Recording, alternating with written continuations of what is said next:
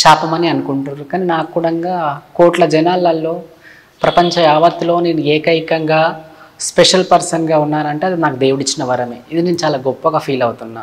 So ఎప్పుడు మీరు change అయ్యారు దీంట్లోకి? 2016లోనే జెండర్ చేంజ్ చేసుకున్నాను. సో అప్పుడు మీకు అంటే ఇంతకు ముందే సెంటెన్స్ అనేవి అనిపించాయా?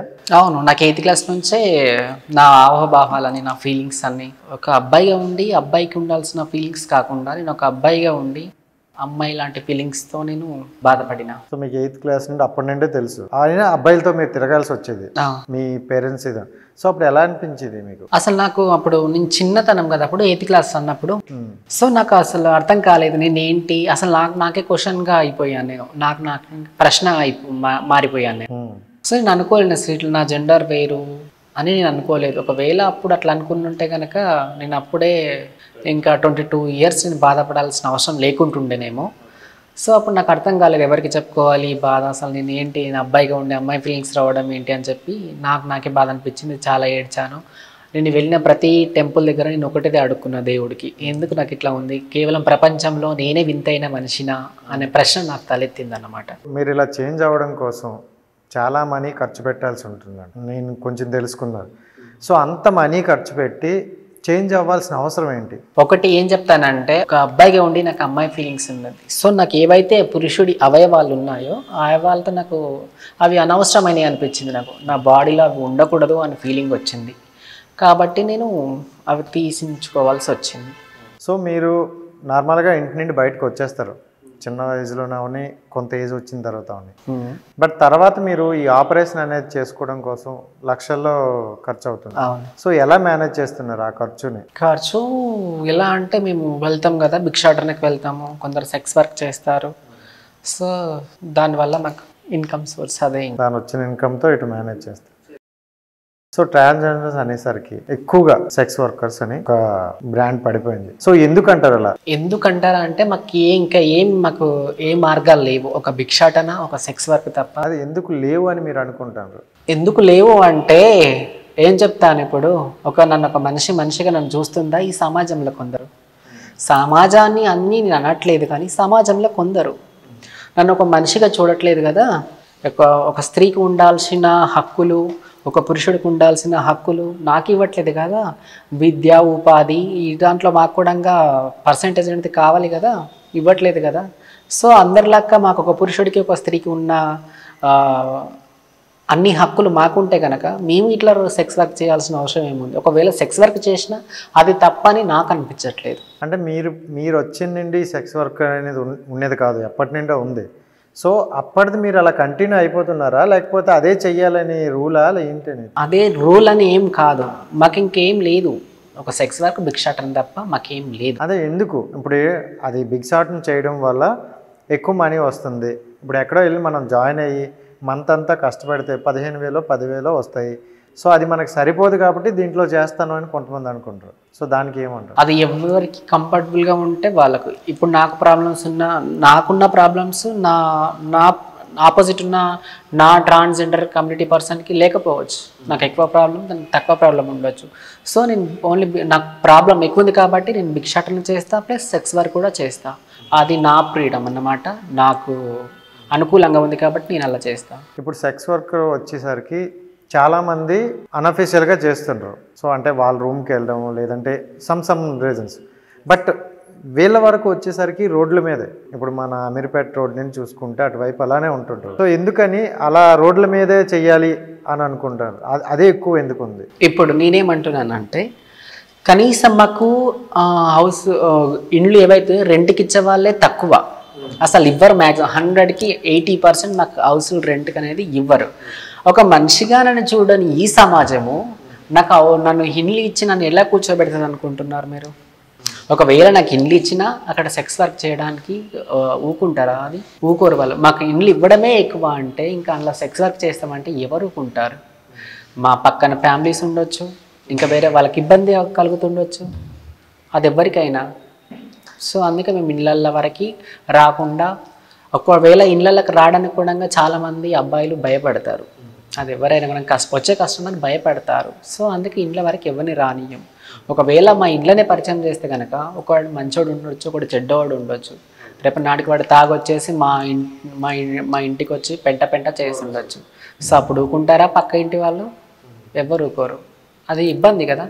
సో అందుకే మేము రోడ్లపైన చేయాలని అనుకుంటారు మా వాళ్ళు. ఇప్పుడు ఈ రోడ్లపైన చేయడం అనేది మీకు తప్పుగా అనిపించడందా? తప్పుగా అనిపించదు అంటే ఒకవైపు చూస్తే తప్పుగా అనిపిస్తుంది, ఒకవైపు చూస్తే మాకు కరెక్టే అనిపిస్తుంది. ఇప్పుడు మనం ట్రైన్లో కానీ ఎక్కడ చూసినా ఏదైనా అడిగేటప్పుడు అంటే బిగ్ షాట్ ఈ క్లాప్స్ ఎక్కువ వస్తాయి. సో క్లాప్స్ కొట్టి అడగడానికి రీజన్ ఏంటి? నేను ట్రాన్స్ నన్ను తెలపడానికి ఒక సిగ్నల్. సో అంతేగాని దానివల్ల ఏం లేదు. అంటే నేను ఆల్రెడీ ఇంకొకరిని కూడా అడిగే ఇదే క్వశ్చన్. సో ఇది అనేది ఒక పాజిటివ్ ఎనర్జీ. ఓకే, ఇలా మనం అడిగేటప్పుడు కొంతమంది అడిగే విధానం చాలా బాగానే ఉంటుంది, అంటే ఇస్తే ఇవ్వండి లేకపోతే లేదు అనేది. కానీ కొంతమంది బలవంతం పెట్టి మరి ఇప్పుడు ఫ్యామిలీతో వెళ్ళేటప్పుడు వాళ్ళ బైక్ మీద ఆపి ఇస్తావా లేదా అనేటట్లు లాగుతున్నారు అనమాట. అది ఎంతవరకు కరెక్ట్ అనుకుంటారు? నేను కరెక్ట్ అని నేను చెప్పను, ఎందుకంటే నా కమ్యూనిటీ అంతా మంచిదని నేను చెప్పను. సమాజంలో మంచి ఎంత ఉందో చెడు కూడా అంతే ఉంది. నా కమ్యూనిటీలో మంచి వాళ్ళు ఎంత ఉన్నారో చెడు వాళ్ళు కూడా అంతే ఉన్నారు. అలా అని చెప్పి నా కమ్యూనిటీని సమర్థించుకోవాల్సిన అవసరం నాకు లేదు. మా దాంట్లో చదువుకున్న వాళ్ళు కొందరు ఉంటారు, చదువుకోలేని వాళ్ళు కొందరు ఉంటారు. సో వాళ్ళ మెంటల్గా ఫిజికల్గా వాళ్ళు కరెక్ట్ కాదని నేను అంటా. సో ఇప్పుడు మీరు ఇప్పుడు మాట్లాడుతున్న ప్రతిసారి మా కమ్యూనిటీ అంటున్నారు. మీ కమ్యూనిటీలోనే మీకు కొంతమందికి పడదంటూ చాలామంది ఉన్నారు. సో ఎందుకు అలా? ఇప్పుడు మీరందరూ ట్రాన్సే, మీరందరూ కష్టాలు పడే వచ్చినారు. సో అలాంటి వచ్చేటప్పుడు ఒక పొజిషన్కి వచ్చేసరికి మీకే గొడవలు అవుతున్నాయి. ఎందుకని? సమాజంలో తీసుకుంటే ఎవరికైనా గొడవలు, ఒక కుటుంబంలోనే గొడవలు అయినప్పుడు మా కమ్యూనిటీలో గొడవలు కాకూడదు అని చెప్పి మీరు ఎట్లా చెప్తారు? అది ఏదానికైనా అవ్వచ్చు. మనం సొంత ఒక తల్లి పిల్లలకు పుట్టినా కూడా గొడవలు అవుతూ ఉంటాయి, ఎక్కడో ఒక దగ్గర అవుతుంది. ఇది మా కమ్యూనిటీలో అది ఎందుకు పెద్దగా రేట్ చేయాల్సిన అవసరం ఎందుకు వచ్చింది? గొడవలు అవుతాయి అంటే అది కామన్, అవుతాయి, ఖచ్చితంగా అవుతాయి. ఇద్దరు ఫ్రెండ్స్ మధ్యనే అయినప్పుడు మా కమ్యూనిటీ అంతమంది ఉంటారు, గొడవలు కాకుండా ఎలా ఉంటాయి? అంటే మీ కమ్యూనిటీలో ఒకళ్ళు ఎదిగితే చూడలేని తత్వం ఉందని కొంతమంది అంటారు. అది కొందరికి ఉండొచ్చు మైబీ. యాస్టిక్స్ ఇప్పుడు అందరికీ ఎట్లుందో మాకు కూడా అలాగే ఉన్నది. మేము సపరేట్గా మాకు ఏమంటూ లేదు, ఒక మనసు అంటే సపరేట్ ఏం లేదు. అందరికీ అట్లాగే ఉంటుంది.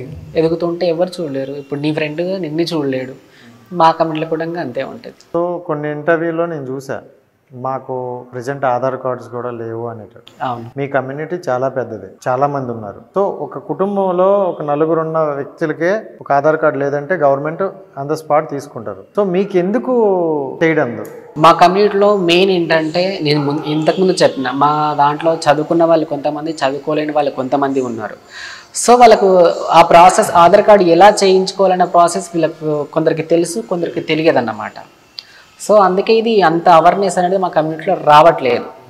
ఇప్పుడు ఆధార్ కార్డు లేదంటే ఒక గ్రామంలో ఒక సర్పంచ్ ద్వారానో ఇంకా వార్డ్ మెంబర్ ద్వారానో ఎట్లా ఒకట్లా అవుతుంది. ఇప్పుడు మా కమ్యూనిటీలోకి అది అవేర్నెస్ తీసుకురావాలంటే ఎవరు తీసుకురావాలి? మా బాధ్యత ఉందంటే కొంతవరకు చేయగలుగుతాం. సో మేము వెళ్ళాలి, ఆధార్ సెంటర్లో ఉండాలి, చూడాలి, అట్లా క్యూలలో ఉండాలి. సో అది ఇబ్బంది అని చెప్పి కొందరు ఫీల్ అవుతూ ఉంటారు. మేబీ దానివల్ల ట్రాన్స్ కమ్యూనిటీలో కొంతమంది హెడ్లలో ఉన్నారు. ఇప్పుడు ఇంక్లూడ్ మీరైనా ప్రతిదీ ఇన్వాల్వ్ అయ్యి చేస్తుంటారు. సో మీరంతా కలిపి గవర్నమెంట్ని అడగడం వల్ల మీకు యూజ్ ఉంటుంది కదా. గవర్నమెంట్తో ఆల్రెడీ అడుగుతూనే ఉన్నాం, ఫైట్ చేస్తూనే ఉన్నాం. కానీ మరి ఇప్పుడు గవర్నమెంట్కి మేము మనుషుల్లా కనిపించట్లేదో తెలియదు, మమ్మల్ని మనుషులుగా గుర్తించట్లేదో తెలియదు. సో అందుకే చెప్పినంత వరకే తలూపుతారు, చెప్పిన తర్వాత లైట్ తీసుకుంటారు. మీరు లైట్ తీసుకున్నారా? మేము లైట్ ఏం తీసుకోలేము, మాకు ఖచ్చితంగా కావాలని అంటున్నాం. ఇన్ని రోజులు ఈ భిక్షాటన మాకు అని చెప్పి మాకు కూడా బాధగా ఉంది. ఇన్ని రోజులు ఇట్లా భిక్షాటన చేయాలి. మేము చదువుకున్న వాళ్ళం ఉన్నాం, చదువుకోలేని వాళ్ళం ఉన్నాం, మంచి టాలెంటెడ్ వాళ్ళు కూడా మా కమ్యూనిటీలో ఉన్నారు. అట్లా మాకు మెయిన్ ప్రోత్సాహం అనేది లేదు, బ్యాక్ సపోర్ట్ అనేది కావాలి ఖచ్చితంగా. అంటే ట్రాన్స్జెండర్లు అనేవాళ్ళు ప్రతి రంగంలోనే ఉన్నారు, పెద్ద అవార్డ్స్ తీసుకునే వాళ్ళు కూడా ఉన్నారు. సో వాళ్ళని ఇన్స్పిరేషన్గా తీసుకొని మేము కూడా ఇలా చేస్తే ఓకే కదా అనుకొని మీరు అనుకోకుండా బిగ్ షాట్నే చెయ్యాలి అంటే మీ నెక్స్ట్ వచ్చే వాళ్ళకి చెప్తున్నా. సో ఇలాగే ఉండాలి అనే ఒక ఇది ఉండిపోయింది, దాన్ని మార్చడం అవదా అంటే ఖచ్చితంగా అవ్వాలి. అది నాకు తెలిసి కేవలం ప్రభుత్వాల మీద ఆధారపడి ఉంది. ఇప్పుడు ఒక చిన్న పిల్లోడు పెరిగి పెద్ద అయిన తర్వాత ఒక 10th క్లాస్ 8th క్లాస్కి వచ్చిన తర్వాత తను ఒక డిఫరెంట్ యాంగిల్లో కనిపిస్తున్నాడు అంటే స్కూల్ ఫ్రెండ్స్ కానీ టీచర్స్ కానీ వాడిని అవాయిడ్ చేయడం కానీ మన పైన చీదరించుకోవడం కానీ చేస్తున్నారు. అవన్నీ జరగకుండా చర్యలు చేపట్టాలి. అప్పుడే ఆ మనిషికి ఒక కాపాడిన వాళ్ళం అవుతాం. అలా కాకుండా చీదరింపులతో బాధపడి ఇట్లా స్కూల్లో ఫ్రెండ్స్ హేళన చేసి, టీచర్స్ హేళన చేసి, అటు పేరెంట్స్ హేళన చేసి, పక్కింటోడు ఎదిరింటోడు అని అరే నువ్వు చెక్క 0.5 అలా నడుస్తున్నావు ఇలా నడుస్తున్నావు అని చెప్పి అనకుండా ఏవైతే పేరెంట్స్ ఉన్నారో వాళ్ళు యాక్సెప్ట్ చేస్తే కనుక, గవర్నమెంట్ ఒక రూల్స్ పెడితే కనుక వాళ్ళు బయటికి రాకుండా ఉంటారు, తల్లిదండ్రుల దగ్గర చక్కగా హ్యాపీగా ఉంటారు, వాళ్ళ పని అనేది వాళ్ళు చేసుకుంటారు. ఇప్పుడు ఒక ట్రాన్స్జెండర్ భిక్షాటన చేసి లేదంటే ఇంకో విధంగా సంపాదించిన మనీని ఏం చేస్తాను? ఏం చేస్తాము?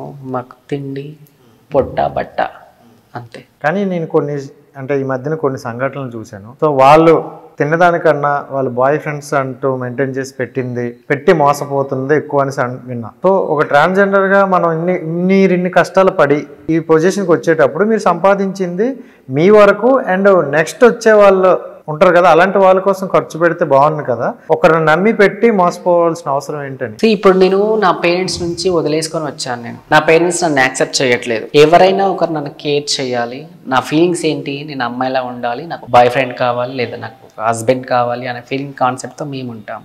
ఇప్పుడు ఒక పర్సన్ వస్తాడు, ఇప్పుడు అది అమ్మాయి అయినా అబ్బాయి అయినా ఎవరైనా, ఇప్పుడు మీరే మీ లవర్కి ఇది అడిగితే ఇవ్వకుండా ఉంటారా? ఖచ్చితంగా ఇస్తారు. ఇప్పుడు మేము కూడా అలాగే అనుకుంటాం, అలా నమ్ముతాం కాబట్టి మేము అట్లా ఇవ్వాల్సి వస్తుంది. అందరు కాదు, కొందరు చాలామంది ఉంటారు మా దగ్గర అట్లా ఇచ్చేవాళ్ళు. సో అట్లా గుడ్డిగా నమ్మేస్తారు, ఎందుకంటే వాళ్ళ కేరింగ్ అట్లా ఉంటుంది మా పైన. నేను కూడా చాలా ఎక్కువ మందిని చూసా, విన్నాను కూడా దగ్గరగా స్టోరీస్ కొంతమందిని. సో మేము సంపాదించిందంతా వాళ్ళకే పెడుతున్నాం, వాళ్ళు మమ్మల్ని మోసం చేసి వెళ్ళిపోయాడు, ఇలా చేశాడు అలా చేశాడు అని తిట్టడం కూడా జరిగింది. బట్ అంతవరకు ఎందుకు తెచ్చుకోవడం అనేది? ఇప్పుడు అందరినీ ఒకేలాగా నేను చూస్తే అప్పుడు నాకు ఎవరు నా దగ్గరికి వచ్చే వాళ్ళు ఉండరు అన్నమాట. ఇప్పుడు ప్రతివాడు పురుషుడు అన్నవాడు ప్రతివాడు మోసం చేశాడు అనుకుంటే అప్పుడు నాకు అందరూ ఆపోజిట్ అయిపోతారు, శత్రువులు అవుతారు. సో అట్లా ఎట్లా అనుకుంటా చెప్పు? ఒక మగాడు తప్పు చేశాడు అని చెప్పి ప్రతి మగాడిని నిందించలేను కదా. సో ఇప్పుడు మీరు ట్రాన్స్ మార్చుకోవడం కోసం లక్షలు ఖర్చు పెడతారన్నారు కదా, రూపం అనేది మార్చడం అవసరమా? అది నాకు అవసరమే అనిపించింది. నేను అబ్బాయిని కాదు అమ్మాయిని అని చెప్పి. సో నేను అమ్మాయిని అని చెప్పినప్పుడు నేను అమ్మాయి లెక్కనే ఉండాలి. సో అందుకని నేను అట్లా రూపాన్ని మార్చుకోవాల్సి వస్తుంది. అంటే దేవుడిచ్చిన రూపాన్ని మార్చుకోవడం వల్ల మీకు ఎలా అనిపించింది అనమాట అది? అవును, నాకు కంఫర్టబుల్ అనిపించింది, నాకు బాగా అనిపించింది అది. అంతెందుకు, ఇప్పుడు దేవుడిచ్చిన రూపాన్ని ఎంతమంది యాక్టర్స్ మార్చుకోవట్లేదు, సర్జరీ ద్వారా ఆ సర్జరీ ఈ సర్జరీ అని చెప్పి దేవుడిచ్చిన రూపాన్ని అలాగే ఉన్న అమ్మ కడుపుల నుంచి వచ్చిన రూపాన్ని ఎంతమంది మార్చుకోవట్లేదు. అందులో నేను మార్చుకోవడం ఇంతేముంది ఇందులో? వాళ్ళే మీకు ఇన్స్పిరేషన్ నేను చెప్పను, ఏదో నా అవసరానికి నేను అది వాంటెడ్గా అయితే చేయట్లేదు కదా. సో ఓకే, మీరు ఇలా ఉన్నన్ని రోజులు ఇలా అయిపోద్ది కదా, ఎండ్ ఆఫ్ ద డే మిమ్మల్ని చూసుకునేది ఎవరు? ఇప్పుడు మాకంటూ గురువులు ఉంటారు, నా కింద వేరే పిల్లలు ఉంటారు, నా శిష్యుల కింద శిష్యులు ఉంటారు. ఇట్లా అవుతూనే ఉంటుంది, జనరేషన్ ఇట్లా మారుతూనే ఉంటుంది అన్నమాట. సో ఇప్పుడు నాకు ఏమన్నా అయినా నా కింద ఎవరైతే ఉన్నారో నా పిల్లలు చూసుకుంటారు, నా పైన నా గురువు మంచిగా ఉంటే నా గురువు నన్ను చూసుకుంటారు. మీ గురువు ఉన్నారా? మీ గురువు ఆర్తి గారు. ఓకే, ఆవిడ మీకు చూసుకున్నారు? అవును. సో ఇప్పుడు మీరు మీ కింద వాళ్ళని చూసుకుంటారు? అవును, అట్లా. సో వాళ్ళకి ఏం కావాలని మీరే చూసుకుంటాం, అది మంచి అయినా చెడైనా హెల్ప్ అయినా ఇంకేదైనా ఏదైనా సమస్య వచ్చినా మేమే తీసుకుంటాం. అంటే ఇప్పుడు ట్రాన్స్జెండర్లో కూడా గురువులు అంటూ కొంతమంది ఉంటారు. ఇప్పుడు ఒక తల్లిదండ్రికి పిల్లలకి పేరెంట్స్ ఎంత ముఖ్యమో, ఇప్పుడు మా శిష్యుల గుణంగా నా గురువు ముఖ్యం, నేను నా పిల్లలకి ముఖ్యం అన్నమాట. ఇలా గురువులు ఎంతమంది ఉన్నారు అనుకుంటా? చాలా మంది ఉంటారు. ఇప్పుడు నాకు నచ్చిన గురువుని నేను ఎంచుకుంటా. అంటే ఇప్పుడు పేరెంట్స్ని పిల్లలు ఎంచుకున్నట్టు గురువుని ఎంచుకుంటారా? బాండింగ్ క్రియేట్ చేసుకుంటాం. ఒక అత్తయ్య, ఒక అమ్మ కోడళ్ళు, వదినలు, మరదాన్లు, ఇట్లా మా కమ్యూనిటీలో మేమే బాండింగ్స్ అన్ని క్రియేట్ చేసుకుంటాం. ఇప్పుడు సొసైటీలో చూసుకుంటే కొంతమంది ట్రాన్స్జెండర్ అది మారకుండా అదే ప్లేస్తో ఉంటూ మారకుండా కొన్ని వీడియోస్ అవ్వచ్చు, కొన్ని ప్రోగ్రామ్స్ అవ్వచ్చు చేస్తున్నారు. సో ఎలా అనిపిస్తుంది మిమ్మల్ని వాళ్ళని చూస్తుంటే మీకు? నాకేమనిపిస్తుంది అంటే, ఇది ఇప్పుడు నేను ట్రాన్స్జెండర్, ఇప్పుడు చీర కట్టుకొని పోయాను, నేను ట్రాన్స్జెండర్. నాలాగా ఒక మగాడు చీర కట్టుకొని వెళ్తాడు, వాడు అక్కడ ఇంటి దగ్గరికి వెళ్ళిన తర్వాత అక్కడ మంచి చేయొచ్చు, చెడు చేయొచ్చు. కానీ వాళ్ళు ఏమనుకుంటారు, వీడు చీర కట్టుకొని వచ్చాడు కాబట్టి కొజ్జవాడు అంటారు. కానీ అసలు అసలైన కొజ్జవాడా, ఒరిజినల్ కొజ్జవాడా అనేది వాళ్ళకి క్లారిఫై అనేది ఉండదు. అది ఎలా తెలుసుకోవచ్చు? అది ఎలా తెలుసుకోవాలంటే ఎలా తెలుసుకుంటాం అంటే మీరు కూడా ఇప్పుడు జనాలకి మీరు కూడా ఒకటి చెప్పాలి. ఇప్పుడు మేము ఈ టైపు అనేది ఐడెంటిఫై అంటే ఇవ్వాలంటున్నాను. ఎందుకంటే అందరూ వచ్చి అడుగుతున్నారు. మీరు ఇందాక ఒక మాట్లాడిన బస్ స్టాప్ దగ్గర సిగ్నల్ దగ్గర ఆపేటప్పుడు సింపుల్గా అడిగే వాళ్ళు ఉంటారు, రుబాబ్ చేసి అడిగే వాళ్ళు ఉంటారు. అందులో మనకి వేరియేషన్ కనిపిస్తుంది. సో మాకు తెలిసి అందరూ ఒకటే, ఉంటే పెడతారు లేదంటే లేదు. కానీ అలా డిఫరెంట్ అనేది కొంచెం మాకు ఎలా తెలుస్తుందని. ఇప్పుడు నకిలీ వాళ్ళు అనేవాళ్ళు ఎవరు కూడా మా అంత రెడీగా అయితే ఉండరు. వాళ్ళ టీషర్ట్ల పైన చీరలు కట్టుకొని పెద్ద పెద్ద బ్యాగ్లు వేసుకొని వస్తారనమాట, సంచులు వేసుకొని వస్తారనమాట. వాళ్ళకు పైన జుట్లు ఉండవు, షేవింగ్ చేస్తూ ఉంటారు. కొందరు షేవింగ్ చేస్తారు, కొందరు షేవింగ్ చేయకుండానే వస్తారు. వాళ్ళకి బాడీ అంతా హెయిర్ ఉంటుంది. సో ఇట్లా క్యాచ్ చేయొచ్చు మనము. కానీ ఇంకా చీర కట్టుకొని వచ్చాడు కాబట్టి వాడు కొజ్జోడే, వాడు ఒక దొంగతనం తీసుకుపోయిన గుణంగా కొజ్జ వాళ్ళు వచ్చారు ఇలా చేశారు అని ఒక నిందను మా మీద పడుతుంది. సో అట్లా నేనేమంటున్నాను అంటే ఏదైతే గవర్నమెంట్ ఉందో ఆ గవర్నమెంట్ యాక్షన్ తీసుకోవాలి. మాకంటూ కొన్ని ఐడెంటిఫికేషన్ అనేది ఇవ్వాలి. వీళ్ళు ట్రాన్స్జెండర్ అని చెప్పి ఇస్తే ఎంతో కొంత. ఈ ఐడెంటిఫై కోసం చాలామంది పోరాడుతున్నారు అన్నారు, ఇంక్లూడ్ చంద్రముఖి గారు అవ్వచ్చు, ఇంకోరు అవ్వచ్చు, అండ్ మీరు కూడా. సో ఎంతవరకు అనిపించింది మీకు చేసేటప్పుడు? అంటే రెస్పాండ్ అవుతున్నారా? సీనియర్ అవుతారు అప్పుడు, ఎందుకు అవ్వరు? కొందరు అవుతారు, కొందరు అవ్వరు. ఒకవేళ అయితే కనుక మేము ఇప్పుడు ఈ సిచ్యువేషన్ మాకు ఇంకా ఉండకుండా నేను అంటాను.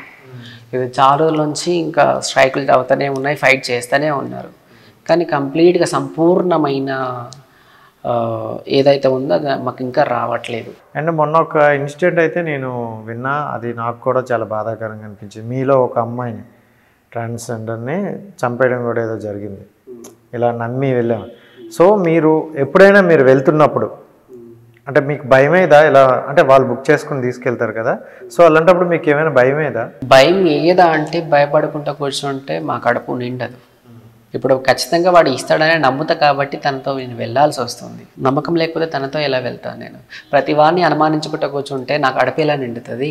సో ఆ ఇన్సిడెంట్ జరిగినప్పుడు ఏమనిపించింది? ఏమనిపిస్తుంది? ఇంకా ఏడుపు వస్తుంది. ఏడు చేసాం. ఏవైతే గవర్నమెంట్ ఉందో యాక్షన్ అనేది తీసుకోలేదు. అదే ఒక అమ్మాయిని చంపేసి ఉంటే ఎంత న్యూస్ అన్నీ ఒక రేంజ్లో అయిపోతుండే అసలు. కానీ ఇప్పుడు ట్రాన్స్ చనిపోయిందంటే అసలు వాల్యూ లేదన్నమాట. దానికోసం కూడా మీరు ఏదో పోరాడినట్టున్నారు కదా. అదే ఇప్పుడు కేవలం మేమే మా కమ్యూనిటీ మెంబర్సే పోరాడాలి. సమాజంలో మీరు కూడా మనుషులే అన్న మనుషులు ఎక్కడ పోయారు ఆ టైంలో? ఇప్పుడు ఒక దీపిక బోనం, ఆమె కొంచెం బోనం అయింది కాబట్టి ఫేమస్ అయింది కాబట్టి ఆమె చనిపోయిన వార్త బయటకు వచ్చేసింది, జనాలకు తెలిసిపోయింది. ఇప్పుడు అలా ఫేమస్ అవ్వకుండా ఏదో భిక్షాటనం చేసుకుంటూ సెక్స్ వర్క్ చేసుకుంటూ చనిపోయిన వాళ్ళు ఇంకెంతమంది ఉంటారు? అది ఎవరైనా కౌంట్ చేస్తున్నారా? కనీసం వాళ్ళ అయ్యో వాళ్ళ ప్రాణాలు పోయినాయని చెప్పి ఏ గవర్నమెంట్ అయినా, ఏ ఎమ్మెల్యే అయినా, ఏ రాజకీయ నాయకులైనా వచ్చి మాకు కనీసం పరామర్శిస్తున్నారా? అది లేదు. ఎందుకంటారు మరి అట్లా? మేము ఇదే భారతదేశంలో పుట్టాం, ఇదే భారతదేశంలో పౌరులం కూడా. ఇప్పుడు ఇవి అనేవి కొన్ని హక్కులు అనేవి మీ మీద ఉన్న వాళ్ళు కూడా అడిగారు, అప్పటి నుండి జరుగుతుంది, మీరు పోరాడుతున్నారు, ఇప్పటికీ ఇంకా రావట్లేదు. తర్వాత వాళ్ళకైనా వస్తాయా? అదే ఇప్పుడు నాదేదో అయిపోయింది, కానీ ఇప్పుడు వచ్చే జనరేషన్ గుణంగా నేను పడ్డ కష్టం వచ్చే జనరేషన్ వాళ్ళు పడకూడదు అని చెప్పి మా వాళ్ళు ఫైట్ చేస్తూనే ఉన్నాం మేము ఇంకా. కానీ ఇంకా సంపూర్ణంగా వాళ్ళు మాకు ఎలాంటివి ఇవ్వట్లేదు. అండ్ ఇప్పుడు చూసుకుంటే చిన్నతనంలోనే చాలామందికి ఈ ఫీలింగ్స్ అనేవి వస్తాయి అంటారు. వాళ్ళు పేరెంట్స్కి చెప్పుకోలేరు, ఒక్కొక్కసారి ఇల్లు వదిలి వెళ్ళిపోయే పరిస్థితి ఉంటుంది. అలాంటి వాళ్ళు మీరు ఏమైనా చేరదీసి వీళ్ళకంటూ ఒక ప్లాట్ఫామ్లా చూపిస్తున్నారు? ఖచ్చితంగా అట్లా చూపిస్తున్నాం కాబట్టి ఇప్పుడు పిల్లలు అనేటివి పెద్ద పెద్ద వాళ్ళ దగ్గర పిల్లలు అనేటివి ఇట్లా ఉన్నారు. కొందరు భయపడతారు, మమ్మల్ని అడగడానికి కూడా భయపడతారు. వాళ్ళకు మెంటల్గా ఫిజికల్గా కరెక్ట్ ఉండరు అన్నమాట. ఎవరికి చెప్పుకోవాలో అర్థం కాదు, పేరెంట్స్ చెప్పాలో అర్థం కాదు. ఒకటి చూస్తే స్కూల్లో ఫ్రెండ్స్ తోటి టార్చర్ ఉంటుంది, ఒకటి టీచర్తో టార్చర్ ఉంటుంది, పక్కింటి వాడు ఎదిరింటి వాళ్ళతో టార్చర్ ఉంటుంది. అలా అని చెప్పి నేను పేరెంట్స్కు చెప్పలేను. ఒకవేళ వాళ్ళకి తెలిసినా వాళ్ళు చీదరించుకుంటారు. అలాంటప్పుడు నేను ఎవరికి చెప్పాలి? సరే ఈ ట్రాన్స్జెండర్ తోబా అనేది నాకు తెలియదు, అసలు నీ వే అనేది నాకు తెలియదు. నేను ఇట్లా ట్రాన్స్జెండర్కి వెళ్తే నేను ఇట్లా నన్ను అమ్మాయిగా మార్చారు, నేను హ్యాపీగా ఉంటాను, అక్కడ కష్టమైన నష్టమైన నేను ఉంటానని చెప్పి ఎవరైతే ఆ పిల్లోడు ఉండో ఆ పిల్లోడికి అవగాహన అనేది ఉండదు. ఉండక ఏం చేస్తాడు? సూసైడ్ చేసుకుంటాడు, పక్క చేసుకుంటాడు. ఎందుకంటే ఆ సూసైడ్ నేను కూడా చేసుకున్నాను కాబట్టి, నాకు అవగాహన లేనప్పుడు నేను కూడా సూసైడ్ చేసుకున్నారు. నాకు అర్థం కాలేదు, ఎవరికి ఇట్లా చెప్పాలనో అర్థం కాలేదు. నేను ఇట్లా ట్రాన్స్జెండర్ సూసైడ్ చేసుకునే అంత సిచ్యువేషన్ ఫేస్ చేయాల్సి. అవును, ఖచ్చితంగా. ప్రతి ట్రాన్స్జెండర్ 100 మందిని తీసుకుంటే మినిమం 70 మెంబర్స్ సూసైడ్ చేసుకునే ఉంటారు ఖచ్చితంగా. అది ఎందుకని మాకు అర్థం అవ్వట్లేదు. మేము ఎవరిని దగ్గరికి వెళ్ళాలి, ఎందుకు మాకు ఇలాంటి ఇచ్చాడు, మా పేరెంట్స్కి ఎంత బ్యాడ్ నేమ్ వస్తుంది, మా పరువు ఏమవుతుందనే భయంతో ఎవరికి చెప్పుకోవాలని అర్థం కాక మేము అలా చేసుకోవాల్సి వస్తుంది. మాక్సిమం 70% ప్రతి ఒక్కరు సూసైడ్ అటెంప్ట్ చేసిన వాళ్ళే ఉంటారు ఖచ్చితంగా. అలా అయితే కొంతమంది చనిపోయిన వాళ్ళు కూడా ఉంటారు. చాలా మంది చనిపోయిన వాళ్ళు ఉంటారు. ఎవరికి చెప్పుకోవాలో అర్థం కాదు, బలవంతంగా పెళ్లిళ్ళు చేసేస్తుంటారు. ఆ పెళ్లి చేసిన తర్వాత అమ్మాయి పనికిరాడని చెప్పి ఆ అమ్మాయి చెప్తుంది, అప్పుడు వీడిని ఎత్తి పట్టుకోవాల్సి వస్తుంది. పేరెంట్స్ కూడా అవగాహన అనేది లేదన్నమాట. వీళ్ళు ఈ పర్సన్ అని కూడా అమ్మ నాకు మ్యారేజ్ ఇష్టం లేదంటే ఎందుకు ఇష్టం లేదంటారు, బలవంతం చేసి పెట్టేస్తారు. తర్వాత తీరా చూస్తే అమ్మాయి వీడు పనికిరాడు, వీడు కొజ్జవాడు, చెక్కగాడు అని చెప్పి పేరు పెట్టి న్యూసెన్స్ చేస్తూ ఉంటుంది. అప్పుడు అది తట్టుకోలే గుణంగా ఆ పర్సన్ చనిపోయే సిచ్యువేషన్స్ చాలా ఉన్నాయి అన్నమాట. సో ఇప్పుడు ఏంటంటే చిన్నతనంలో ఈ ఫీలింగ్స్ వస్తాయి అనేసి అంటారు. చిన్నప్పుడు వచ్చేటప్పుడు దేనికైనా ఒక కౌన్సిలింగ్ అనేది ఉంటుంది. సో అలాంటి కౌన్సిలింగ్ ఇవ్వడం వల్ల వీళ్ళు మారుతారా? కౌన్సిలింగ్ చేయడం వల్ల మారుతారంటే ఇంతమంది అవ్వేది కాకుండా ఇప్పుడు మా దగ్గర ఇప్పుడు నా క్వాలిఫికేషన్ అయితే ఇంటర్మీడియట్ డిగ్రీ డిస్కంటిన్యూ అయింది. మా కమ్యూనిటీలో చాలామంది చదువుకున్న వాళ్ళు ఉన్నారు, డాక్టర్స్ కూడా ఉన్నారు. ఒకవేళ కౌన్సిలింగ్ వల్లనే వాళ్ళు మారుతారు అనుకుని ఉంటే ఈ డాక్టర్స్ ఎంటెక్లు బీటెక్లు చేసిన వాళ్ళు ఎందుకు వస్తారు? అంటే నేనంటుంది ఏంటంటే చిన్నప్పుడు ఏదంటారు కదా, మొక్కప్పుడు అంచకపోతే మూలప్పుడైనా చిన్నప్పుడే దీన్ని కౌన్సిలింగ్ చేస్తే యూజ్ ఉంటుందా ఉండదా? బట్ మీ దగ్గరకు వచ్చే వాళ్ళకి మరి మీరు కౌన్సిలింగ్ చేసి మళ్ళీ వాళ్ళ పేరెంట్స్ దగ్గర పంపిస్తారంట కదా. అది మేము చెప్తామన్నమాట. ఏం చెప్తామంటే ఈ కమ్యూనిటీలోకి వస్తే ఇట్లా ఇబ్బందులు ఉంటాయి, అలాగే కొందరికి నేను ఒకటి ఏం చెప్తా అంటే కొందరేమో ఫీలింగ్స్ ఓన్లీ ఇన్నర్ లోన మాత్రమే ఉంటాయి, కొందరేమో బాహ్యంగా కనిపిస్తారు. ఇప్పుడు నేను నడుస్తుంటే ఒక అబ్బాయిగా నడిచినట్లే ఉంటుంది, కానీ నా మనసు మాత్రం అమ్మాయి మనస్తత్వం, నాకు అబ్బాయి కావాలనే కోరిక నాది. కొందరికి ఏముంటుందా అంటే అలా కొందరు ఉంటారు. కొందరేమో నేను నడుస్తుంటే అమ్మాయిలా నడిచిపోతుంటారు, నేను మాట్లాడుతుంటే అమ్మాయిల వాయిస్ వస్తూ ఉంటుంది, నేను మాట్లాడుతుంటే అమ్మాయిల చేతులు తిప్పడం వస్తూ ఉంటుంది అన్నమాట. ఇలాంటి వాళ్ళకు చాలా ప్రాబ్లం ఉంటుంది అన్నమాట. సో చుట్టుపక్కల జనాలు ఈజీ గుర్తుపట్టేస్తారు, ఓహో వీడు తేడగాడు, వీడు అలా నడుస్తున్నాడు, వీడు ఇలా మాట్లాడుతున్నాడు అని చెప్పి. అదన్న వాళ్ళకి చాలా ఇబ్బంది అవుతుంది. ఆ టార్చర్ తట్టుకోలేకనే ఈరోజు ఇట్లా ఉన్నమాట నేను. సో ఇప్పుడు మీరు రూపాన్ని అయితే మార్చుకోగలరు, మరి గొంతుని ఎలా మార్చుతారు? అంటే చాలా మంది టెక్నాలజీ చాలా స్పీడ్ అయ్యింది, అంతా రూపాన్ని మార్చిన వాళ్ళు గొంతును మార్చలేరా? గొంతును కూడా దానికి కూడా ఆపరేషనేనా? అటు కూడా ఆపరేషన్. మీరు ఏం చేయించుకోనరా? నేను చేయించుకోలేను, టాప్ అండ్ బాటమ్ రెండే. మీకు ఆపరేషన్ మీకు ఎంత ఖర్చు అయింది? నాకు 5 lakhs వరకు అయింది. 5 lakhs అవుతుంది. 5 lakhs వరకు అయింది. మరి ఈ 5 lakhs మీరు ఎలా సంపాదించారు? అది ఒక్క రోజుతో కాదు కదా, నేను దాదాపు 5 years కష్టపడ్డాను. ఈ 5 years సంపాదన ఒకసారిగా